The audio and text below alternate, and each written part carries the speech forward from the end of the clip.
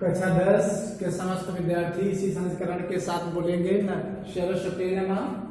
आगे देखिए, कल का आप लोगों ने जो वीडियो देखा होगा उसके आगे का है। आप लोग अपनी पुस्तकें या इसी वीडियो के अंतर्गत बोर्ड पे जो लिखा गया है उसके माध्यम से पढ़िएगा। मेरा तो यही आशा होगी आप लोग किताब से ही पढ़ते होंगे। किताब सामने अवश्य रख लीजिएगा, हो सकता है कहीं पे टूटी हो, वैसे जहाँ तक ही हो सकता है टूटी रहित ही है। तो आप लोग अगले अंतिम चरणों की ओर धनुष भंग में बढ़ते हैं। तुलसीकृत श्रीमान रामचरितमानस के बाल कांड से जो तो देखिए, अंतिम में जब श्री राम जी सब शिव के उस धनुष रूपी जहाज पर, नौका पर सब लोग अपने अपने विचारों को, अपने अपने भावों को बैठाल दिए। और मगर जब बैठाल दिया, उसके पास को उस नौका को या जहाज को चलाने वाला कोई मल्लाह नहीं था। इसके बाद का जो वीडियो है क्या उस तुलसीदास जी ने वर्णन किया है, देखते हैं। राम बिलो के लोग सब चित्र लिखे से देख, चितई सी कृपायतन जानी विकल विशेष। अब देखी विपुल विकल वैदेही, निमिष विहात कल्प समते ही। प्रसिद्ध बार बिन जो तन त्यागा, मुए करे का सुधा तड़ागा। का बरसा जब कृषि सुखाने, समय चूकी पुनिका पछिताने। असजिय जानी जान की देखी, प्रभु कुल के लकी प्रेम विशेषी। गुरहि प्रणाम मनहि मन कीना, अति लाघव उठाई धन दीना। दम के दामिन जिम जब लयऊ, पुनि नभ मंडल धन सम भयऊ। लेत चढ़ावत खैचति गाढ़े, काहुन लखा देखी सब ठाढ़े। तेई छन राम मध्य धन तोरा, भले भुवन धुनि घोर कठोरा। उसके बाद का वर्णन है इस वीडियो के अंतर्गत, प्रसंग है इसका। धनुष भंजन करने के लिए श्री राम बिल्कुल तैयार हैं। उस समय तोड़ने के लिए जब तैयार हैं, तब सीता की दशा का वर्णन तथा धनुष भंग का इस पद में वर्णन किया गया है। राम बिलोके, जब श्री राम धनुष के भंजन के बिल्कुल समीप धनुष के पास पहुंच गए, उस समय धनुष के पास पहुंचकर राम बिलोके, राम ने देखा समस्त जनकपुरी में बैठे हुए धनुषशाला में सभी लोगों को। तो कैसे दिखाई दिए? चित्र लिखे से, एकदम से वो चित्र के समान दिखाई दे रहे हैं। चितई सी कृपायतन, कृपा की जो सागर है स्वामी, कृपाल, अत्यंत कृपाल श्री राम ने फिर सीता की ओर देखा। तो देखा सीता जी जानी विकल विशेष, देखा कि विशेष प्रकार से सीता जी बहुत विकल है। आगे देखिए, विपुल विकल वैदेही, श्री राम ने देखा, विपुल माने अत्यंत, विपुल माने विकल माने व्याकुल, वैदेही माने सीता जी। सीता जी उस समय अत्यंत व्याकुल थी। अब प्रत्येक उनका प्रत्येक क्षण देखना, निमिष विहात कल्प समते ही। निमिष माने क्षण, विहात माने व्यतीत होता है, कल्प माने कल्प के समान। उनका प्रत्येक क्षण ऐसे प्रकार से व्यतीत हो रहा है, प्रत्येक पल इस प्रकार से एक एक कल्प के समान व्यतीत हो रहा है। फिर प्रसिद्ध बार, फिर तुलसीदास जी ने लिखा, प्रसिद्ध बार बिनु जो तन त्यागा, प्रसिद्ध बार बिनु जो तन त्यागा। प्रसिद्ध बार बिनु जो तन त्यागा, मुए करे का सुधा तड़ागा। जिस प्रकार से कोई प्यास से व्याकुल व्यक्ति, प्रसिद्ध बार बिनु जो तन, प्यास से व्याकुल व्यक्ति जिस प्रकार से अपने शरीर का त्याग करता है, और शरीर के त्याग देने पर मुए करे का सुधा तड़ागा, उसके मर जाने पर, शरीर के नष्ट हो जाने पर उसको क्या सुधा माने अमृत के तालाब में स्नान करवाया जाए, क्या वो फिर से उस अवस्था में आ सकता है? कदापि नहीं। फिर कावर्षा जब कृषि सुखाने, वर्षा के होने पर क्या, जब कृषि ही सूख जाए, अर्थात कृषि के सूख जाने पर वर्षा होने से क्या लाभ, समय के निकल जाने पर पश्चाताप करने से क्या लाभ, जब समय ही निकल जाए और पछतावा करो उससे कोई लाभ नहीं।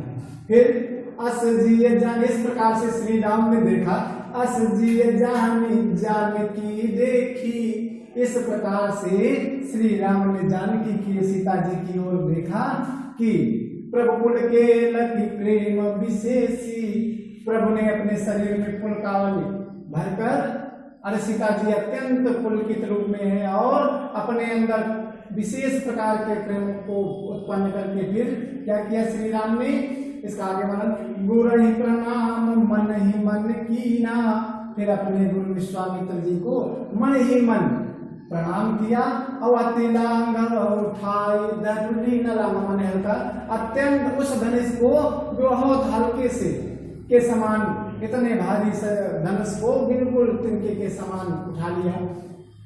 फिर जब धनुष को उठाया क्या हुआ, दम के दामिन जिन जब लगे, दम के माने दामिन माने बिजली, बिजली दमकने लगी, जब तक जिस प्रकार से बिजली जितने क्षण भर में दमकने लगी, क्षण भर के लिए दमकती, उस प्रकार से दमकने। फिर पुण्य नभ मंडल धनुषम भयउ, पुण्य माने फिर नभ माने आकाश में धनुष मंडलाकार जैसा हो गया। फिर क्या हुआ, श्री राम ने उस धनुष को के चाप को, उसकी डोरी को चढ़ावा, तो उसको चढ़ावा, उसकी प्रत्यंचा को खींच करके चढ़ाने लगे। तो यह दृश्य काहुन लखा देखी सब ठाणे, इस प्रकार की कुशलता पूर्वक दृश्य को कोई भी सभा मध्य में बैठा हुआ व्यक्ति जन समुदाय कतई देख भी न सका। काहुन लखा, इस प्रकार से उनका धनुष उठाना तथा उसकी डोर को खींचना और उसकी प्रत्यंचा को चढ़ाना, इन चीजों को कोई भी व्यक्ति वहां बैठे हुए जन समुदाय के द्वारा किसी ने भी न देखा। फिर तेरी क्षण राम मध्य धनु तोड़ा, माने उसी क्षण में राम ने उस धनुष को भी सभा के मध्य में तो भंजन कर दिया। फिर धनुष के टूटने पर क्या हुआ, बड़े भुवन धुनि घोर कठोरा, तीनों त्रैलोक, तीनों भुवन कठोर भयंकर आवाज तीनों लोकों में, तीनों त्रैलोक में गूंज उठी।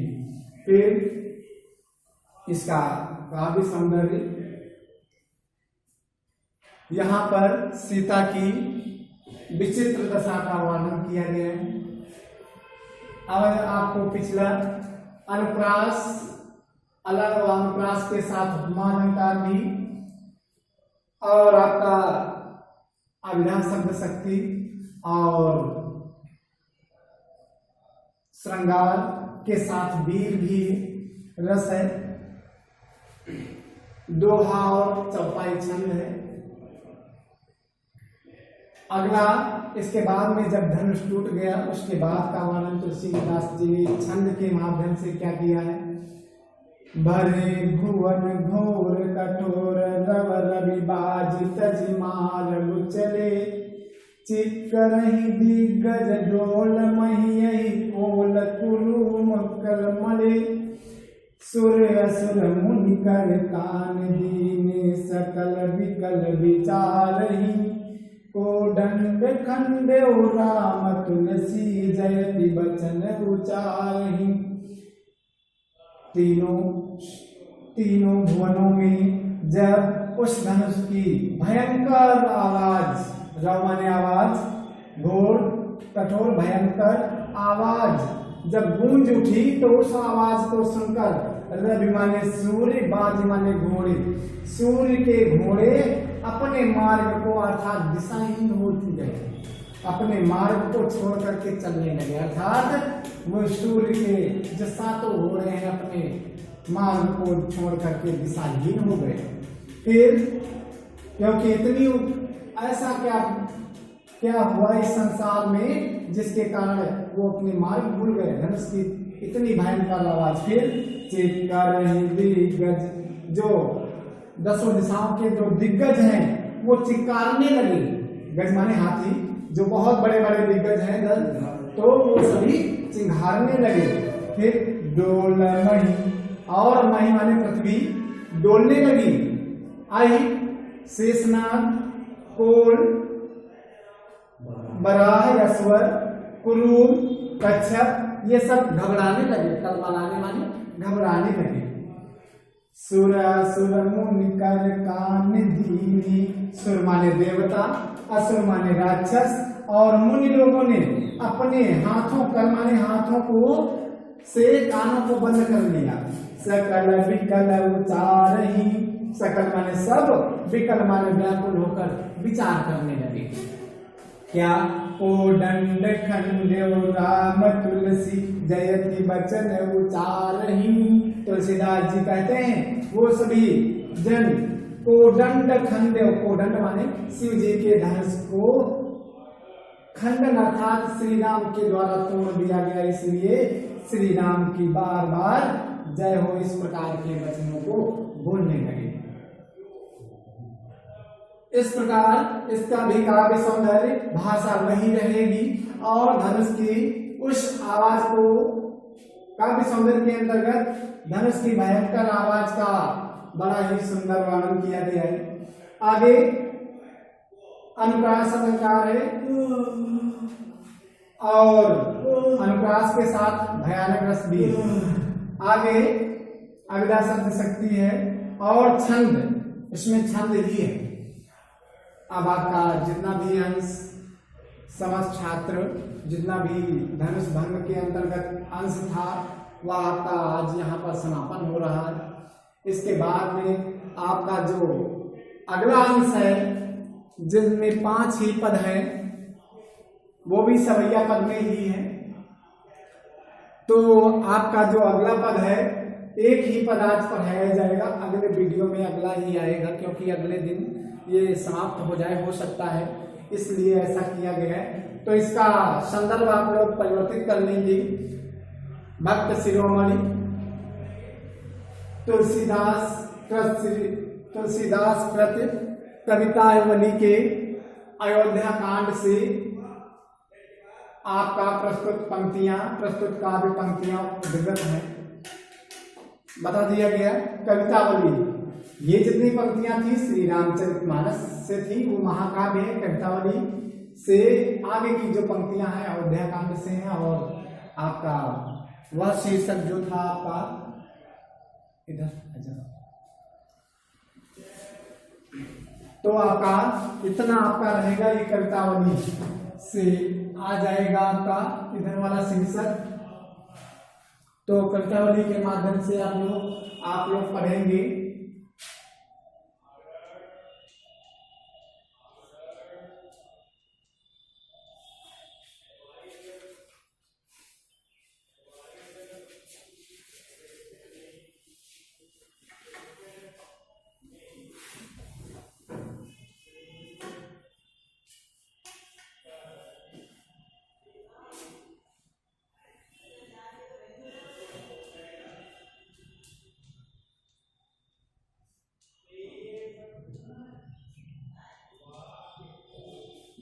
इतना परिवर्तित है, तो आप लोग देखेंगे इसका एक ही पद है आपका प्रथम, वन पद पर शीर्षक है आपका तुलसीदास रचित है कवितावली के अयोध्या कांड से। तो प्रस्तुत काव्य पंक्तियां हैं हमारी पाठ्य पुस्तक हिंदी की, तो सवैया पद है, इसको पढ़ते हैं आप लोग भी, साथ साथ हो सकता है पढ़ें, अच्छा है पद भी। पुरसैनिक सिंह रघुवीर वधु, धरि धीर दये मग में डग दोय। पुरसैनिक सिंह रघुवीर वधु, धरि धीर दये मग में डग दोय। जल की मरी भाल कली जल की, पुट सूखी गए अदलाधर वै। फिर बूझती है चलनो अब केतिक, कर्णकुटी करी हम कित हुए जितिय की लगी पातुर तापिय की अखियां ति चारु चली जल चोई। प्रसंग है आधरा धन तो है नहीं आधरा आधरा मधुरा ठीक है।